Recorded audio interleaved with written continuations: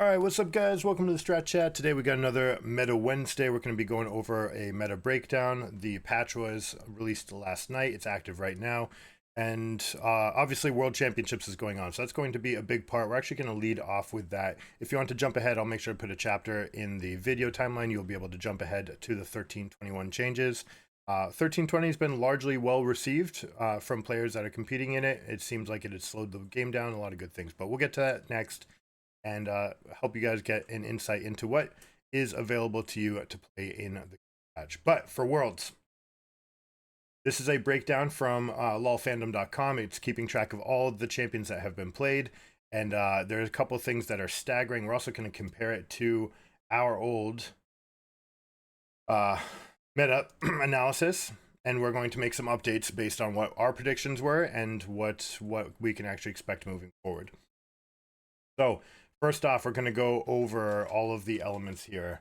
Tried to make the screen big enough so you guys can see. Let me scroll down a bit. The first one that jumps out is that the #1 picked champion is also by far the highest win rate champion. So this completely warps drafts. I want to talk about the Xayah advantage and why she's got such a high win rate. Xayah, so Rakan is playable, okay?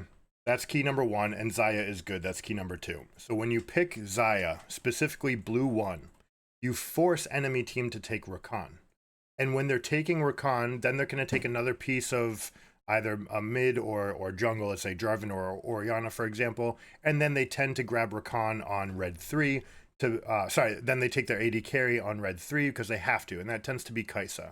The thing is, Xayah is that much stronger than Kai'Sa, and the fact that you're forcing them to take Rakan in red 2 in a position where they should normally have the advantage of knowing what your support's going to be and maybe getting a counter pick.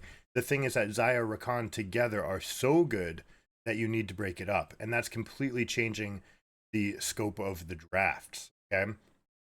Now, some of the other champions, the ban rate right here on Maokai is exceptionally high. Orianna as well, 40 games to hit the ban. We can actually sort this by most games banned. We see Rumble's also there. So Rumble, we expected to be the #1 top laner by a mile. He's also in that boat of an extravagantly high win rate. Some teams are letting it through the draft. This has to change. Going into week 2, now that we're all in elimination series from here on out, everyone should have this report on Rumble. They should have some games against it if they're planning to play against it. But frankly, just get it off the game. Unless... Now we're talking about the different draft strategies. You can leave Xayah and Rumble open and say, I'll let you get Xayah. I'll even let you get Xayah Rakan if we can create some sort of counter pick matchup for it. Maybe it becomes like a Caitlyn Karma where you just suffocate them. Maybe it becomes a Bard Ezreal where you say, okay, you know, you can have that thing, but Bard's going to go roam. Ezreal's going to hold down the fort and will win in other lanes with some other shapes. But you have to do that in your draft prep, right? And you have to go through all the permutations, which bans might come out and how that could change everything. Nico is another champion with 31 bans. Poppy way up there as well. And you see these champions, most of them that have high ban rates have good win rates until we get to Lee Sin. And I think this is interesting, and I want to talk about specifically how we've seen Lee Sin played. Lee Sin should be counter to their jungle and helping to get your double AP lanes ahead. And very specifically, you want something like Rumble up in the top lane, Syndra in the mid lane would be nice. The problem is we've seen a lot of very passive Syndra play, just fishing for QEs. And that means that Lee Sin is basically gated to 1 kill during lane phase while their flash is down in the Syndra lane. And that's it. And whether or not you can snowball from there. And if you can snowball it, great, right? We just saw it from Canyon. So that is absolutely how you have to look to play this champion. And so far, just picking it with Syndra as if it's a prio thing to do, I think is the wrong way to approach it. I think he is strong enough, he is playable, but it can't just be in this very passive, hey, let's look for one fishy thing to do. You really have to have a goal for the entire game. Going into the winningest strategies, right? We have Xayah and Rakan up here. The sheer amount of picks is going to create some of this flow as well. Obviously, win rate might be a better thing to look at. Some of the undefeated picks. Darius, this probably won't happen again because this was largely in the top lane. But honestly, there's jungle Darius is available and it is good. It clears the jungle in about 305 and it wins into dive comps. And so much of what we've seen in this tournament has been Rel, Maokai, Orianna synergy, like people diving in. And yeah, Darius doesn't want to get caught up in all that necessarily, but he's the perfect type of champion to play into dive. So there is a world where Darius could still come back. All these other champions only got picked once. We have Tom Kench very high on our list because he's so good with Senna, and that is the lane that won. Tarek is also very high, and he's good in 2 different roles. Tarek is also one of those good champions that's very good in a you come to me sort of style, although people tend to pair him with something like Sivir and Maokai so that you can go forward and look for an engage, but we haven't seen that much of him. The big surprise to me has been Wukong. Okay, Wukong 5-1. The only loss was in the game where we did have a Lee Sin, and Lee Sin just counterpicked, counter jungled, stayed in their face all day long, got double kill early, and the Wukong was suffocated out of the game. I think Wukong is being played where Lee Sin could be played in drafts, where you're saying, all right, the pool is lower, it's pinched, I want to be aggressive, I want to fight you for your early jungle, and then have some amount of synergy. But Wukong has much easier to execute plays than Lee Sin. Which is why I think it's having such a high win rate. But it is a small sample size. We could see that change. Xayah is the big, outstander. We knew we thought Rumble would be here. And 12 games, it's still in the realm where you could still be 9-5, or this could be 8-4, or even 7-5, and you're still thinking like, okay, it's doing okay. But 9-3, it's definitely carrying games, and we haven't even seen Rumble ults do everything they do. But Xayah being the big outstander. Now, Kennen, we expected to be here as well. Renata as well. These are counterpick champions. Disengage, and especially when you're playing with Draven. So when Draven is a good counterpick, Renata is a good pick, and that's having a lot of success. Kennen specifically should be taken into Renekton, and Renekton should be pretty high levels across the board, especially if Jax and Cassante are popular. Then we expect to see a lot of Renekton, and if Renekton's a good blind pick, then Kennen's a great counterpick. Nico doing better than expected. Viego's being paired with Syndra as well, but I like that this is with a carry. If you're going to play the supportive fish for a QE style, then I think it needs to be with Viego, not with Lee Sin. Gnar mostly counterpicks. LeBlanc is a champion that we think is just good, and we're going to see later that she actually got buffed again, making her, in my opinion, one of the best champions in the game. I know the game has moved away from snowballing, and that might be why she's going to have a tougher time going forward, but if they make her strong enough, she's absolutely going to be good. Draven only picked 3 times, kind of surprising. Jax with a good pick rate. This champion's just proving to be great. I imagine that we're going to start seeing Renekton near the bottom of this. Go to win rate on the opposite side. Let's see which champions have the most games played. 0-3 on Gwen, just not strong enough. What we mentioned about this champion is you had to have a pinched top and jungle pool and the desire to flex. And if you could flex and preferably have them try to pick, let's say you're picking in red 4, you pick Gwen, and then they pick what they think is going to be a counter pick in the top lane, and then you move her to the jungle where she's actually going to be just fine farming against whoever it's going to be, Maokai, for example, and happy to fight against him later. And then you can get a counter pick for yourself in top, but it's just very difficult to create that sort of situation. No team has really even tried. They've picked Gwen early enough when they think it's just going to be a straight up counter. But she's just not as strong as she once was. Sivir 0-3 is a little bit surprising. Sivir is fine into Caitlyn and Tristana especially, but we haven't seen much Caitlyn and Tristana. Sivir's notoriously bad against Xayah though, because blocking one of the feathers often doesn't mean that another feather's not hitting you anyways, and so all it takes is 3 feathers to hit you for you to get rooted, even when you do have the spell shield up, which is why it doesn't do that much. Malphite 0-2, there was one game that was completely baffling why they picked it, but the other one, again, low sample size. Champion has pretty low impact, especially in pro when everyone's holding onto their resources for that team fight. One Malphite ultimate happens, it gets answered by 3 flashes, and they basically blank the champion that way. But going into the more popular picks, this is crazy. 2-13 from Talia.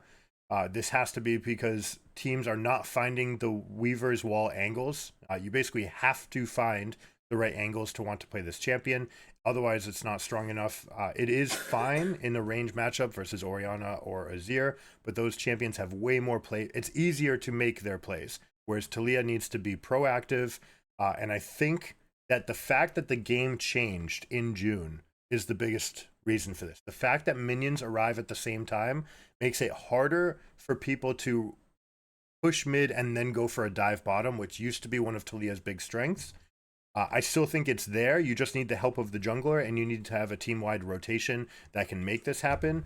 So far, they haven't been able to do it. Also, we've seen people's accuracy at dismounting Taliyah, near perfection at ripping her off the surfing the rocks. So Taliyah, I think, just has to get dropped down. It's just not performing well, and to an extent that's this great, or you have to make a major adaptation to how you want to play it. Ahri, similar thing. We had Ahri in D tier. It's too far gone from when it was strong. Also, some of the players playing this were players A, from minor regions, but B, Ahri aficionados from minor regions, right? So they're going to have a knack for playing this champion anyways, but it's just not strong enough coming into the environment. Blitzcrank had one game where it was crazy on fire, and I think that has motivated a lot of people to play it, but it's not that good. Leona has been getting picked into Rakan, and specifically into Xayah Rakan. When you allow them to get Xayah Rakan, you're like, all right, we've got the Leona counter pick, but Xayah's too strong. Especially Xayah into another melee, one who can ult for ult, trade, and win against Leona is always going to be strong. And Aatrox we expected to be down here, just picked because people like it, they want the carry potential, but just not nearly strong enough compared to the other champions who are meta in the lane.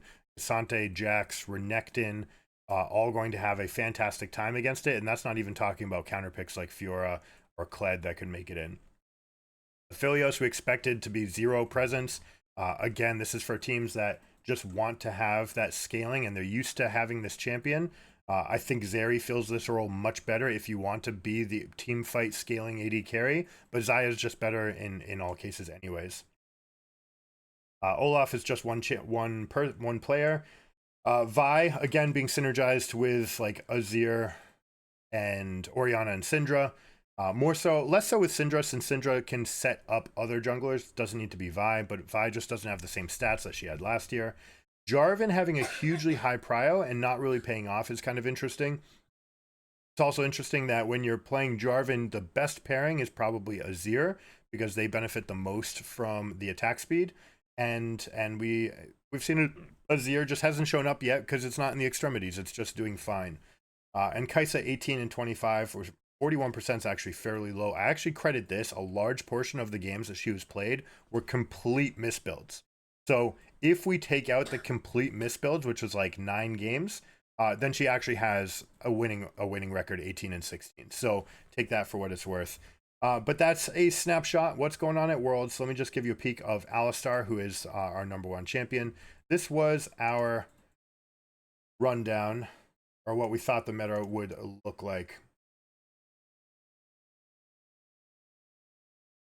So this is what we anticipated the meta to look like. Taliyah being strong and being an answer, plus having lots of knockbacks. But the fact that Poppy hasn't been available takes away Taliyah, right? If you take Taliyah, you're basically really trying to get Poppy, maybe even Gnar on your team.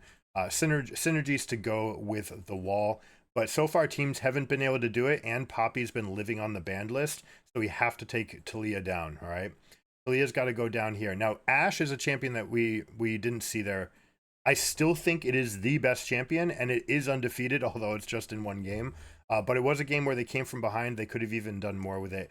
Xayah very apparently needs to be up here. Ashe will... I'm not going to bump down. Well, philosophically, I can only have 1 S tier champion, so we're going to have to do this. We're going to bump Orianna up. We knew that the size of her buffs were tremendous. I think this is where we still want to live with these champions. Poppy maybe even ahead of Ivern. Ivern, despite being the strongest champion, may not get played because it is so difficult to get your team to understand what's going on, because it's such a different champion. I think that's the only reason why it's not getting played, making it that difficult. Rest of the list here I think we're okay with. Kennen normally should be in the counter pick, so I should really just put him in the counter pick tier here. Azir is someone that people are comfortable with. We could move them up, but normally the reason we put them in C tier is because you'd always rather have Orianna, and then if they're playing Orianna, you're happy to play Azir. So I think that's why we'll keep it in the C tier. A champion that we haven't seen that can fight and particularly can do well against the top 80 carries that are left on the list is Vayne. I think Vayne with a Trinity Force build can actually be quite good. Also, Runan's Hurricane is totally fine with the champion now. So we'll see whether or not it comes out. We did see a counterpick Senna Kench used in a pinched pool, and it did work well. Happy to see that. Now, from these champions, I'm happy keeping all of them here. I'm going to put Wukong into C tier because it's working as a counterpick to farm style junglers or people that you want to get ahead, or just synergy with Nico, for example. You're just like a couple decoys, a couple clones, make it a little bit harder to play. Wukong's actually performing just fine. Maokai, people seem to be very happy with playing as well. I expected Maokai to not get played because the stats are low enough. Now, this is before 1320 changes, so he's still basically one-shotting the Raptors. The problem is that anytime you pick Maokai, like, you have to ban Sylas if you want Maokai, and that telegraphs what you're doing as well. And if enemy team would just take Sylas, who is fine into these meta mid laners, right? You're fine playing it into Akali, who could be answers to the control mages. You have Azir, Orianna, Syndra. You're okay. Syndra, obviously a bad situation for Sylas. You don't want that, but still, Syndra I think is just weaker than Sylas. So you have to be very careful about the existence of Maokai versus this. But we clearly have to move Maokai back up because the prio is super high. People are playing for it. We need to keep it up there. I'm comfortable keeping Jace, these champions down here, Ahri as well. Cassante had a lot of bug fixes, and we weren't sure whether or not those would play into his strengths, and they have. The pros are clearly comfortable playing this champion. They're comfortable blind picking it, which means that we have to put it in A tier. I'll still put it at the bottom of A. I do think that the other champions are stronger, specifically Jax, Renekton are going to be okay into it, and that's why these are better blind picks. And you have Rumble. Although when you have Cassante, it does allow your team to play out very nicely front to back. But this is where we're going to update. We're going to keep these champions here. Even though we haven't seen much Ashe or Ivern, I expect them to be great. We saw support Lissandra, which is not where we want this champion played. We want it combined with engagers from the top lane, something like Ornn. So if you get that Xayah Rakan and you're looking at the second stage of the draft and you can pick up Lissandra Ornn for yourself, you'd be super, super happy. But this is our rundown. That's what we think. Let me know what you think in the comment section below, whether or not there's other champions. I guess we should take a quick peek, see if there's anything here that we haven't listed. I think most of these champions have not been picked at all. We've had a couple of these. This is pre-super nerf or super buff on Jinx, so we're not concerned about her. Darren was we knew that Adam would come in and Adam would do good things, especially into Cassante's. And we almost put him in the counterpick matchup because he is that good into that champion. But we're still going to keep him here, especially that Adam is gone. I expect him not to show up. And I don't think any of these champions, Renata should be in the counterpick category. I'll put her right next to Draven because those get paired together a lot. Other champions, I don't expect to see any of these. Oh, we did get Zeri. You know what? Zeri, we're still going to, I guess we have to put it in D tier. No, it's got to be here because it's rounding out a composition very specifically. If you want a hyper carry from the bot lane, I'd prefer take this champion over Aphelios. Means actually we have to put Aphelios definitively below, and we'll have to put Zeri up here, I guess. D tier, you don't really want to look at it, but if you do, and if it fits your composition, you could do it. We haven't seen much Braum.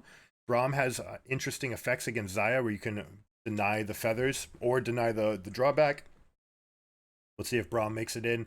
What other adaptations could come up? I expect to see more Sylas, especially as we see Maokai's. I think as the priority on Xayah changes, basically she's probably going to be perma-banned from this point on because she's just too good to pick from blue 1. It forces the hand of your opponent too much. Unless these teams can figure out a way to bully out Xayah Rakan, maybe a vertical jungle strategy, using either Ivern or J4, super aggressive and get into the lanes to draw some effects. But yeah, that's the meta snapshot. Let me know what you think. All right, let's get into patch notes. So 1320 was pretty well received, and I like the changes. I hate the timing. I wish that they would let us play on a patch with the Worlds, and this should have been the timing for 1320. But it is what it is. We're going to have big changes. A lot of people have been talking about Hullbreaker, so that is getting a big adjustment. And some of the champions, Briar finally getting nerfed so that we can take it off our permaban list. Jinx, also some important adjustments. Basically, if you won any late game team fight with Jinx, you're going to win the game. So let's take a peek at what's going on. The return of Nexus Blitz. I know Landon's going to be a huge fan of this. He plays on the PBE to play Nexus Blitz. And then he was like, wait, it's gone. I was like, you know what, Landon, that probably means it's coming to live. So he'll be excited to hear this. A lot of people say this is the best alternate game mode that they've come out with. Champion balance buff percent adjustments have been reset for all champions. That's for all of Nexus Blitz. And then there's jungle pet. You all get jungle pets because they're fun. Excuse me. This is all for Nexus Blitz. Okay. So if you like Nexus Blitz, you can take a poke at all of these, but those are all specific. I am glad, because I was looking at these and thinking that these were all about live changes. I was like, oh my goodness, it's going to be so hard to get through everything. But yeah, I think this is all because everyone's getting jungle pets. They just want everyone to be healthier. This is not part of the main game. So let's get to the meat and potatoes. What's going to be live? Aurelian Soul was the big winner of the patch. Basically, the games were going longer. That favors the champion who has the ultimate endgame. So they're taking some power out of Breath of Light. If you still want to be the endgame scaler, if your whole team is early game, especially if you have something like a Lee Sin jungle, you can roam with them, you can make plays, they can get you ahead, and then you can go and try to get to that end game. Aurelian Soul is still going to be great. Belveth got the biggest, fattest nerf because everything about her got nerfed.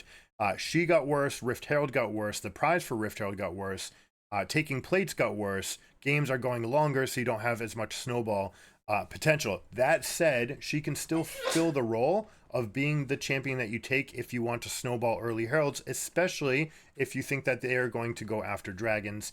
You might be uncontested.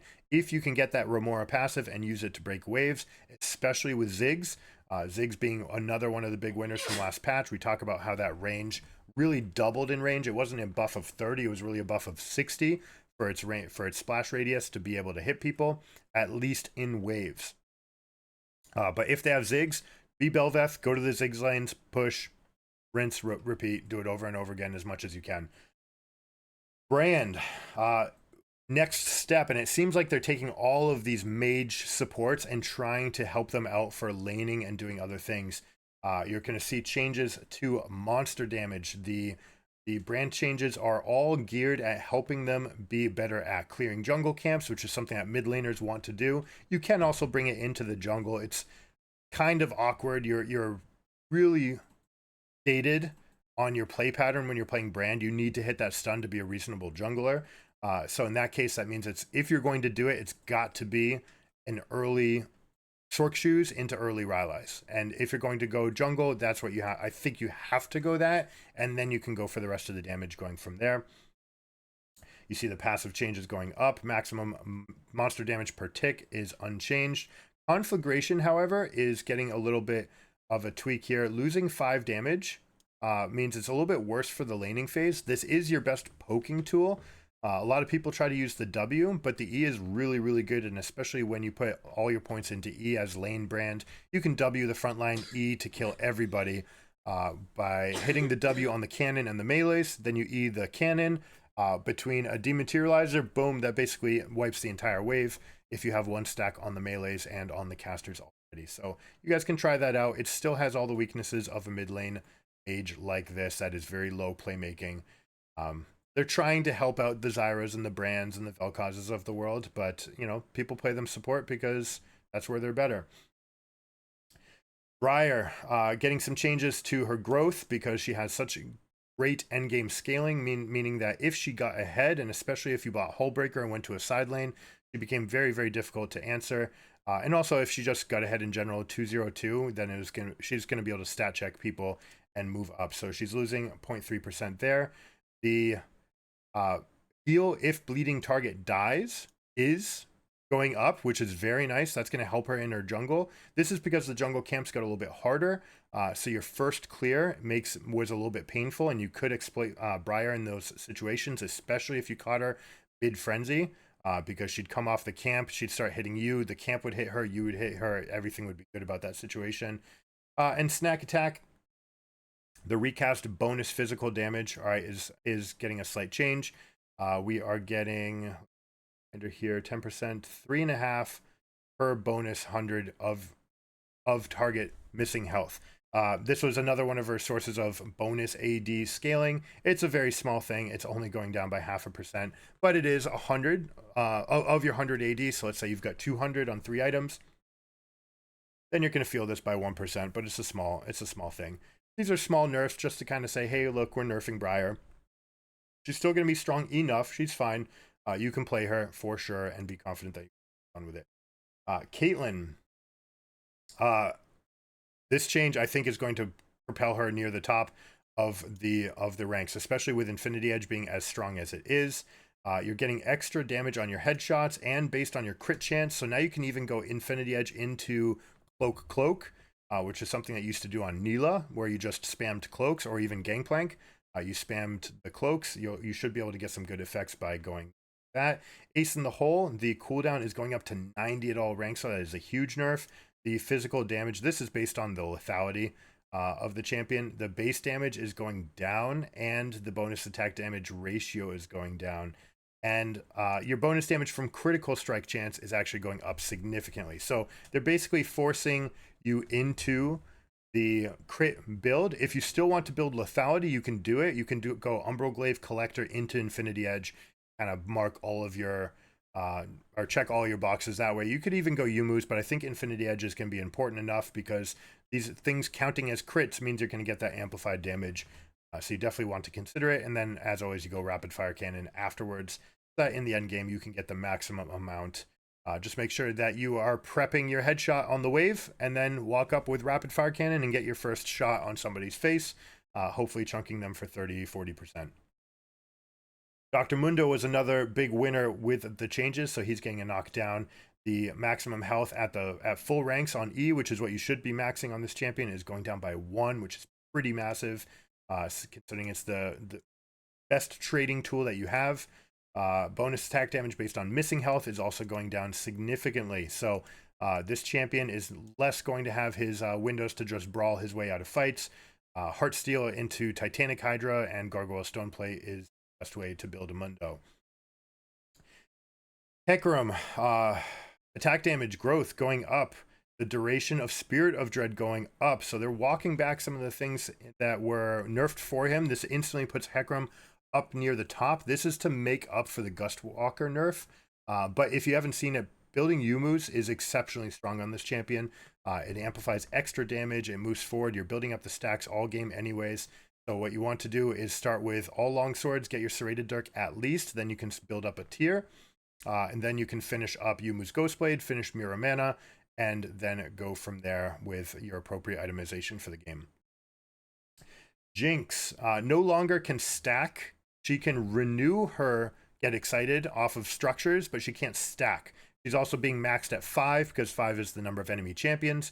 So 5 is the new max for this. This does mean that you're going to get rid of some of those YouTube short worthy moments where you had the rocket launcher out at the end of the game versus the Nexus pew pew pew pew pew, like literally attacking that quickly because she had 7 stacks. It was an ace plus a turret kill, an inhibitor kill, 2 more turret kills, and she was just like rampaging through. So you're not going to get those big get excited moments, which is kind of too bad. It made the game kind of exciting at the end, but it did feel bad that you're like, wait, this champion can end from here, no one else can. Maybe Ziggs. She was certainly on the tier of Ziggs, maybe even better. Blast Patch probably was better than Ziggs, but Ziggs can be the Demolitionist once again. Cassante, they're happy with where he landed, except they want him to be stronger. All out bonus damage is getting a big buff. All right, so a ton of power in this ability. The required health for the Minimum cast time on your Q, you only need 1200 bonus health now, so that's actually very easy to achieve. You can usually get this on 1.5 items. So you can be, and especially if you go something like Warmogs, although you don't always need to go. But this makes it super easy to get to this end game scaling where you feel like you can Q and reset. They're also changing his the Q and E attack reset ratios when you're in all out. Down to instantaneous. So basically auto Q is just instant, and then it can be auto Q auto. All right. So you should do that in every single game. Now, the one big thing that they did here, the channel time is now 1.5 seconds. That is an eternity. All right. We're starting to talk about like Carthage Ultimate almost. This ability was so powerful that you should have been doing everything around, do I have my W? I win fight, right? That is how Cassante worked. And I think that he was that strong. They are preemptively taking away power from this by adding half second to the channel. Don't get surprised by it. It's going to feel really bad, especially since people can just move now. And you can't reposition this. You can't do any of the tricks that you used to be able to do. So this ability feels awful. You're going to want to set this up with someone from the jungle that has a big root or stun, some way to help set you up to play W into Q3. A couple bug fixes. This was going into the changes. This is expected. I'm glad that they're being proactive. LeBlanc was one of the big losers from the anti-snowballing patch, right? The idea that they want games to go longer. And also, they're still trying to rebuild her from all of the static Shiv metas that warped around this champion. So she's getting 10% extra AP on her distortion and an extra 10% AP on the second half of her ethereal chains. This is fairly significant. In the early game, we're talking about an extra 20 damage off of the combos when you're jumping in, because you are jumping on top of them to land your E. So when you distort on top, ethereal chains hits, you're getting an extra 20 damage. Later in the game, it's going to be even. So this is a very big, feels nice moment. I think LeBlanc is going to be the snowballer of choice. Master Yi, they said, took a downturn in the jungle. Basically was taking too much damage in the early jungle and wasn't able to jump up ahead. I saw Master Yi actually dealing more damage in the jungle relative, so I'm surprised about this. So this is just going to be a straight buff for this champion. The longer games go, the better it is to play Master Yi. Just be cognizant that you probably don't want to play it in the first 2 picks of the draft because there's going to be too much lockdown. But once you see that your enemy team is playing champions like Katarina or control mages, even Oriana, that you can jump on pretty effectively, then you're going to want to play Master Yi, and he will be one of the premium endgame scalers. Morgana, they're helping out a little bit. They're giving 1 damage per tick per rank to her W. This is going to be the difference between killing the caster line in 3 levels of the W versus 4 levels. So this is going to affect mid lane Morgana. She's also getting an extra 5% damage in the jungle, because a lot of people have been playing this champion. I highly recommend taking it. Start Raptors, okay? From Raptors, you can either do Red Krugs or Krugs Red, depending on whether or not you think you might end up ganking in the top lane.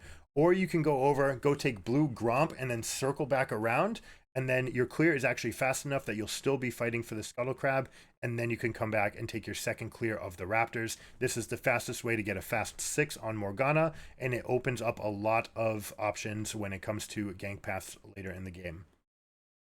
Rammus was a big winner from the patch. Games were going longer. It means that he was going way harder. Also, the fact that they were getting extra damage from the clear meant that Rammus needed to get a little bit of a peg down. This makes a lot of sense. He's losing 20 damage early and then getting 5 back per level in his Q. As a laner, this is permanently bad. As a jungler, this tends to be the second spell that you max, because you want the extra move speed. You want to be able to fly around fights. You want to be able to create multiple different fights. So you will get this back, but you are going to feel this for sure in the early game. And the defensive ball curl, the bonus armor, is going down by 5 and 5% of a ratio. So this was a tremendous nerf. You're still only going to want to put the 1 point in as a jungler. Occasionally, especially if you think there's going to be a jungle invade, someone that's trying to fight you, then you can put more points in since it's your biggest source of damage.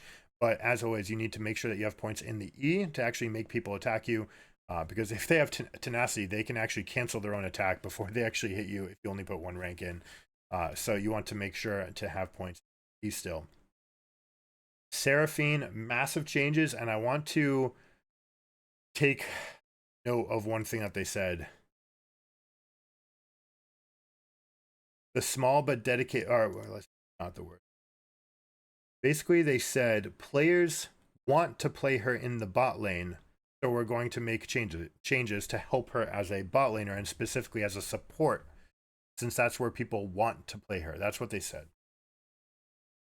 This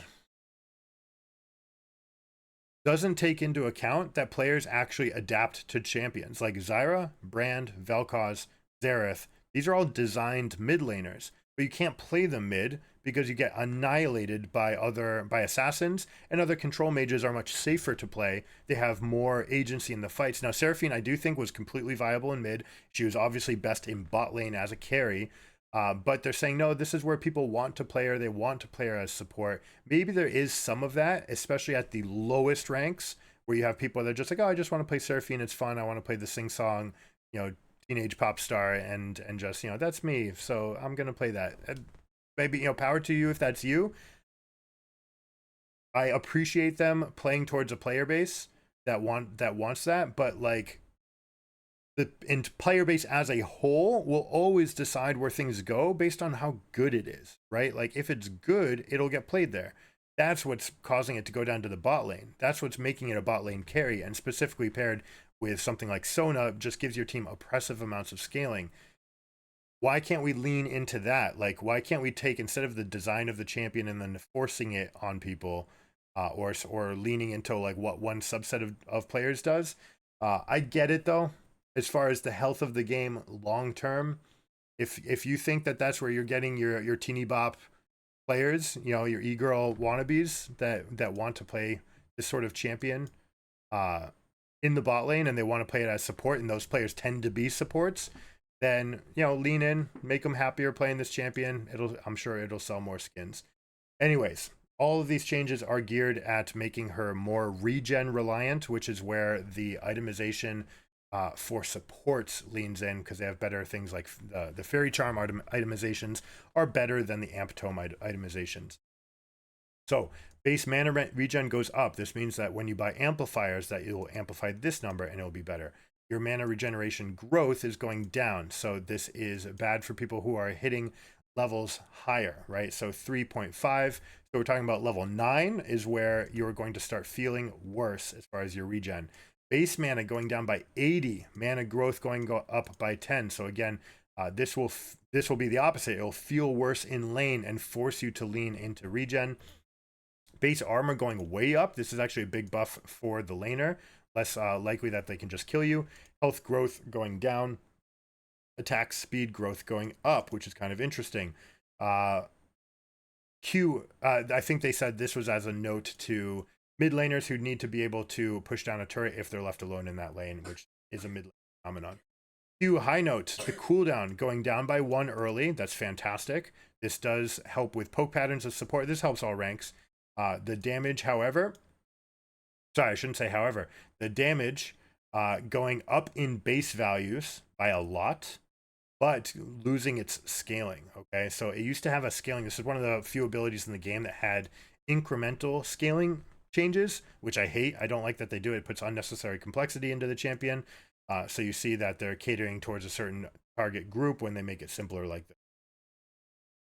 Overall, this is a huge nerf for the scaling, because that 40 damage, when you talk about having 300 AP, that's the threshold now. It's going to feel like more, except in those end game carry situations, it'll now be less, especially you're talking about double casting the spell. It hits twice, so you're absolutely going to feel it post Rabadons. Mana cost is going up, and this is significant. 80 mana makes this a feels bad ability to cast. It is a tremendously high mana cost. The cooldown is getting better over ranks. You should absolutely be maxing this second. There is a world where you actually max this first now, especially if they're truly leaning into this. They've made the Q better at rank 1, and it's worse at the final rank relative. You do get a little bit more damage, but that's not worth the difference in the shield.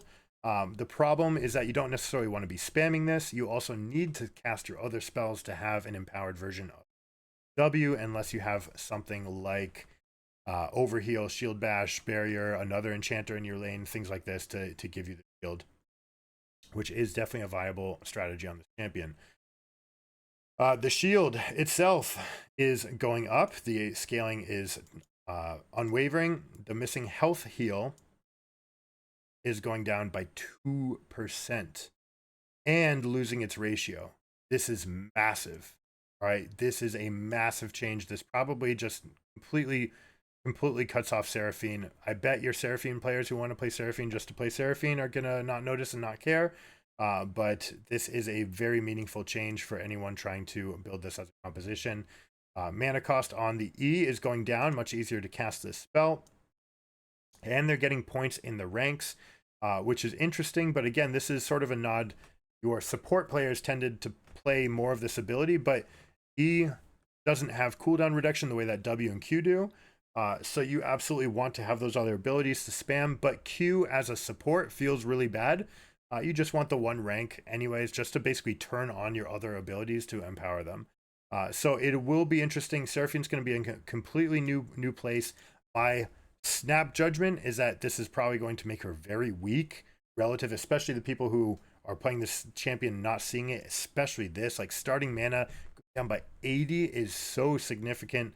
That is going to be 2 less Qs that you get off during the laning phase. Especially as a bot lane carry, you relied on that as a poke pattern and push pattern, and you couldn't really do much. You can't get your empowered auto attacks out that, so this is a huge nerf. So we'll see where she ends up landing. I get what they're trying to do. They're trying to move her around. It's a big bummer for me because I was a huge Seraphine Sona player, and this is a bad day for me. Tahm Kench. The frog is clogged, thus we need to uninhibit the ribbit, unload the toad, unbench the Kench. They say that they want to buff him, and yet what they buff is the weirdest, most awkward part of his kit, which is landing this W that had an almost impossible hit. You basically needed up to 2 forms, depending on what it was, forms of CC to hold someone in place for you to actually be able to land this spell.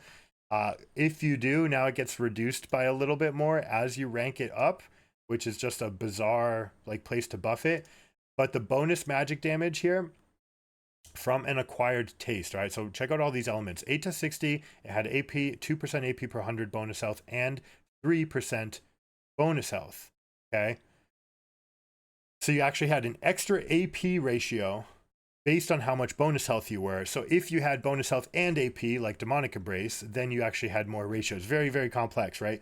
So they take away 2 early, 12 late.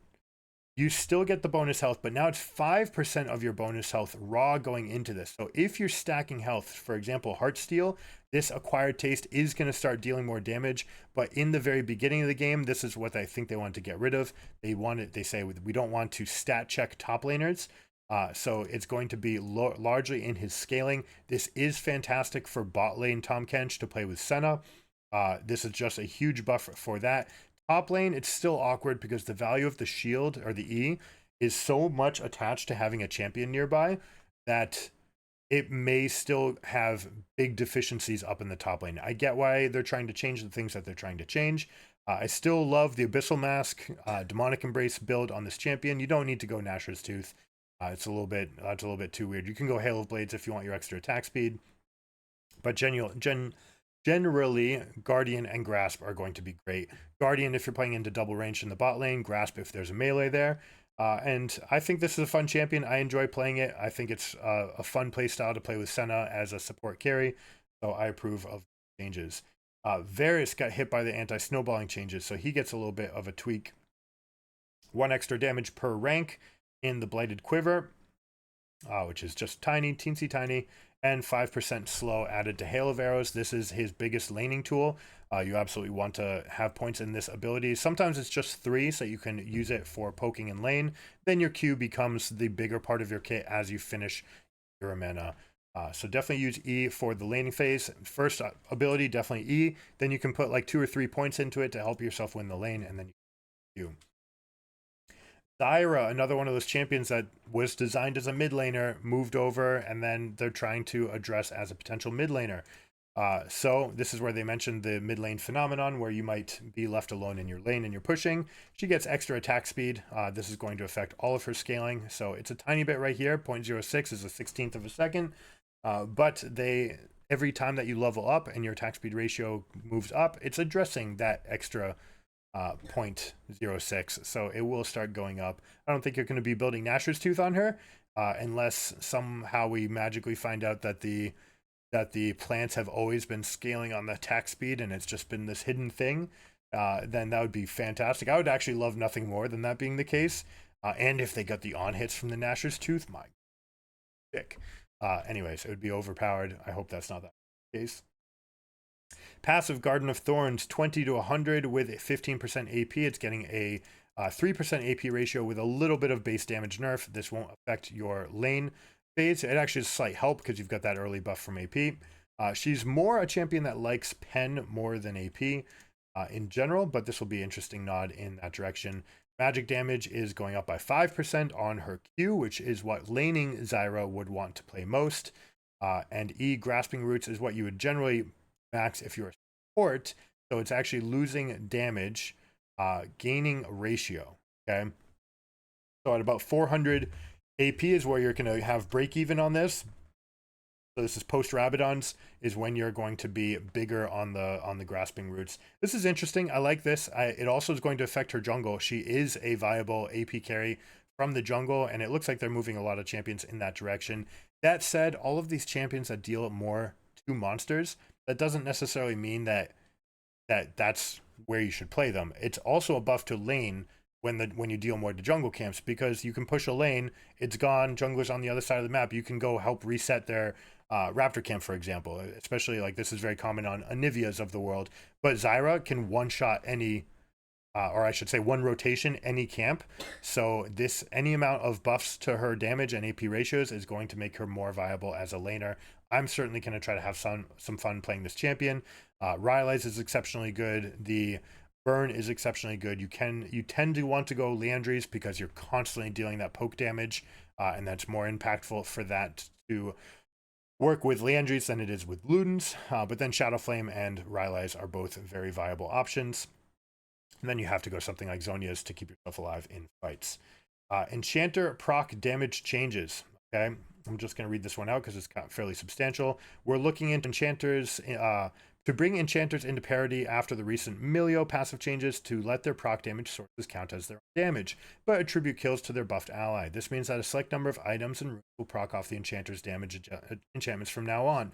Proc damage now also provides an additional Spell Thief's proc on hit. This is actually huge. Paired with this is a change to the Summon Airy major rune to prevent Airy from kill stealing when procced through an ally. All right, so they're gonna have to make a couple changes, but they're basically hitting all of these. Sona Q empowering it. Yumi Q. Wait, Prowling Projectile? It's gonna count for the person you're on? What? Okay, sure. Leverage makes a lot of sense. Tidecaller's Blessing makes sense. So all of these tools, your basically quality of life is going up, counting as your damage, but going towards their things so you can feel a little bit better about how you performed in. Hullbreaker, the big bad nasty. Bonus armor going down as the game scales up. Bonus armor and magic resistance, half of that. All right, they're basically addressing that Hullbreaker has become a problem. I don't think so much that it's overpowered, so much that when someone on your team gets Hullbreaker, you end up with this like kind of nasty dichotomy. People who want to group, people who obviously don't want to group, spamming Hullbreaker, don't get near me. How come you're not carrying in the lane? I feel like this just creates a polarized game in general, and I think that it's probably bad for the game. That said, I still love it as an item. If you're playing a split push, Hullbreaker is the best item for the game. I also love it on champions that have a dive, because the Hullbreaker buff has an in combat timer, and so you get 4 seconds in combat with the buff. So one thing that I love doing, and it can be kind of niche, but what I love using this for is the Yoriks, the Shens, the Briars, that someone that might join a fight, right? Pantheon especially, actually. Pantheon and Briar being my two favorites for it, where you are actually now stronger than the enemy split pusher. and you have an ultimate that can help you join the fight. And when you join the fight is when you start losing that buff, but you get 4 seconds in that fight, which is an eternity. All right, like that's a long time to be in a fight and still have the resistances. So as long as that's still happening, then you absolutely want to buy this item on champions like that, put pressure in multiple different lanes. First strike getting nerfed again. They're saying that first strike, basically the bonus damage needs to go down. This is because it's a scaling rune in general. They have not, however, hit Dark Harvest. Dark Harvest is another endgame scaling rune, and with games going longer, I highly recommend that if Dark Harvest was in your repertoire already for a champion, go Dark Harvest, because it's getting bigger and bigger and bigger, and the games are going to give you more opportunity to pop it off. Bonus move speed is going down on Phase Rush. It's basically too good at what it does, so they want to nerf this mostly for pro play and the highest level. Jungle sustain adjustments, they're making it a little bit healthier, rewarding to get your jungle, because after the jungle got harder to kill, it meant that people were coming out lower and it felt a little bit riskier. And basically it's a really bad time to be jungle in general, because they buffed Doran's items, they buffed laners, they nerfed the jungle, they nerfed the jungle rewards. Everything about the jungle is much more difficult than it was. Jungle diff can be that much more important. So that's something to keep in mind, whether or not you want to go and fight them and out jungle them, outpath them. Because champions are so weak coming out of the jungle now, it was basically correct. Anytime they were ganking, it was best to just go take their camps and to leave. So we'll see whether or not that still becomes part of the strategy. ARAM we don't care about. Worlds Clash, if you guys want to clash, you guys can try to get a team together, and go to gigagamingacademy.com/coaching and just come by, mention that you have a team and you want to get together, and I'll help you out. Mythic Shop is rotating. Some bug fixes. Take a peek for your favorite champions. They're changing the AFK surrender at early game. If someone is early game AFK, from 100% to 70%, so you only need 3 out of the 4 people. And then a couple other changes to whether or not you're pre-mades or a couple of the VFXs. I wonder if they hit, what was the one that happened at Worlds? Volibear. Adam canceled his auto and his W because the sound effects go off before the effect goes off, and that should never happen. The audio effect should be something that confirms. That is not addressed here. And then Cafe Cuties and the much maligned Coven Syndra. So they did end up giving Coven Syndra. There was a lot of discussion about whether or not she would show up. And then when she did, they're just like, what is this? It feels like it's not really that much of a coven, which I think is where the issue was. She was already this dark witch, and so people were like, wait, how come we're not getting a coven skin for Syndra? It's because it was very difficult to conceptually make it different. Maybe they could have leaned in to Fright Night style things. But anyways, it is October 25th, so I don't know that we're going to get Fright Night style skins. It looks like we're just getting the opposite side, the Cafe Cuties side of the scope. And here's a peek at the chromas. But anyways, that's it. Thanks so much for tuning in. As always, thank you so much for appreciating the channel. I love that you guys come by and catch your meta scoops with us. So make sure that you like and subscribe, hang out for more, and we'll be back tomorrow to continue with Worlds Breakdown. We're going to be continuing, I believe it's the 2-in-1 bracket that is going to be playing for promotion. So we've got all those 3 games ahead of us, all right? So I'll catch you next time. Thanks for tuning in. Keep it chill. Peace.